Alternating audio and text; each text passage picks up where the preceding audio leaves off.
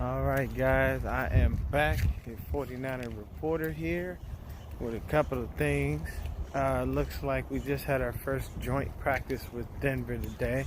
Haven't gotten a chance to take a look into everything, but I did see something online that was fairly interesting, and that was a new projection for the 53-man roster, courtesy of 49ers on CBS.com. So let's take a look at it and I'll go over that real quick. That was a fly, man. I'm outside walking on my break.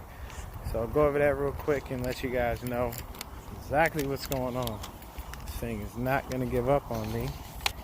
So drives me insane, but we'll get through it.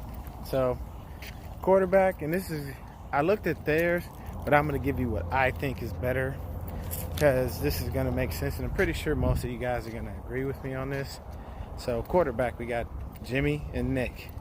Very simple. Jimmy Garoppolo, Nick Mullins.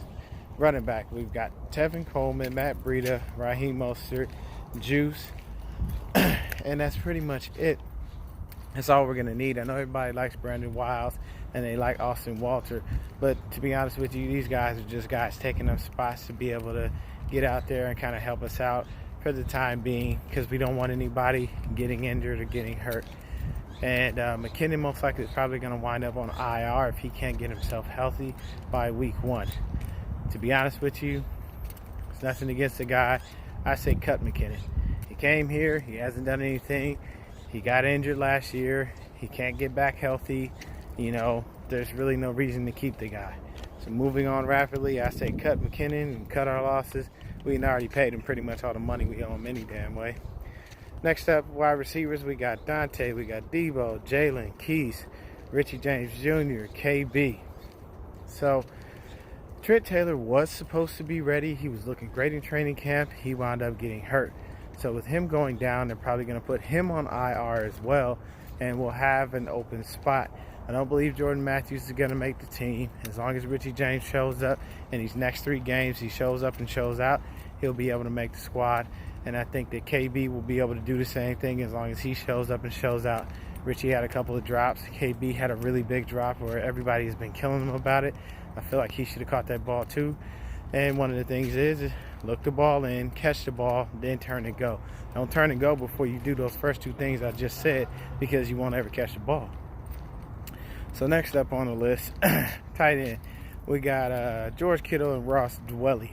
Now, Dwelley's looked great during training camp. Dwelley's looked great in the games. So we believe he's going to back it up. Most likely we need to just go ahead and cut Garrett Selleck because he's been in concussion protocol for I don't know how long. And that man needs to get his life together. And I don't mean that in a negative way. I mean, seriously, if you've been in concussion protocol for that long, there's actually some problems that are possibly lingering. You may need to stop playing football, unfortunately. I know it may be a love for you, and it's just a good thing, but don't jeopardize your life over the game, man.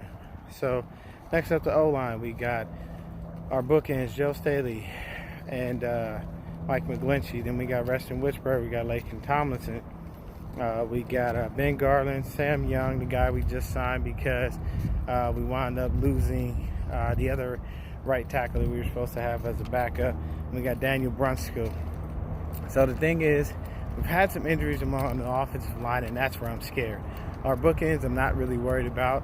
I know Joe Staley is great. I know Mike McGlinchey is great, and I know those guys can stay healthy. It's the guards and center on the offensive line. Witchburg has not come back from being able to. He's not come back and played any preseason games or even been able to practice since the offseason in general because he had surgery on his knee. So he's still trying to get back from that. Ben Garland has been fucking up lately. He hasn't been doing pretty good on the handoffs. So that's a bit of a bitch to deal with. We're going to try to figure that out, hopefully. So centers and guards are our issue right now on our offensive line. Hopefully next year we can go ahead and draft a couple of guys and focus more on that O-line since our D-line is solid. So moving on rapidly, hopefully that offensive line is able to hold up and we can do some good things this year. On the D-line, we got Defoe, we got D Ford, we have Nick Bosa, Eric Armstead, Solomon Thomas, Sheldon Day, Ronald Blair, DJ Jones, Julian Taylor, and Kentavious Street. Now, there are 2 guys that I have as an asterisk right here because all the guys I just named should make the defensive line and they should make the squad. But Balawaga had 2 sacks in the fourth quarter in that first game. And Demontre Moore came on strong and played very well. So those 2 guys I have an asterisk next to, because if they continue to play like that, they're going to push for some spots on that squad. And the guys that they're going to wind up pushing, honestly, are probably going to wind up being in between probably Julian Taylor and Eric Armstead, and maybe even Blair or DJ Jones. So you have to make sure, you know, that these guys can do what they can do. But those 2 dudes, watch out for them. So next up is our linebackers. We've got Quan Alexander, Fred Warner, Dre Greenlaw, Elijah Lee, and Zacha David Mayo. I got 2 other guys with the asterisk there too. We got the guy Al Shahir, and we got Leroy Reynolds. The reason I put an asterisk next to them 2 guys is because David Mayo didn't look that great. So one of those 2 guys could take his spot if they continue to play well. And then at the same time, Elijah Lee hasn't looked all that awesome as well. So, you know, those 2 guys continue to play well, man. They might be able to snatch that spot from them. And one of the cuts that I did see that I was also happy about was Malcolm Smith. Because don't nobody want to see Malcolm Smith do nothing, because he ain't done nothing since he been here. And he ain't worth a dime. So we don't need him. Don't want him. I'm sorry, like I said, it's never anything against these guys from a personal standpoint. I just would rather that they, you know, come to reality. So as far as the DBs, we got Uncle Sherm, we got Barrett, we got Tart, we got DJ Reed, we got Emmanuel Mosley, K'Waun Williams, Jimmy Ward, and Keller Witherspoon. Now the asterisks that I have here are Antone Exum and Adrian Colbert. The reason being is because Colbert has taken a step back since last year, and then as far as it goes for Antone Exum, you know, he's trying to make the squad. He had a nice hit in that last game. Colbert had a nice hit, but they called a penalty on him, so it kind of put him in a bad spot. So basically, we are looking to see if Adrian Colbert and Antone Exum are possibly going to be able to make the squad and do what they need to do. As far as the special teamers, we don't really need to talk about that. That's obvious. We got Robbie Gold, we got Mitch Wish, and we got Colin Hoba, because one of the guys that we had, I guess he got suspended for a couple games. Either way, that is a quick projection on the 53-man roster.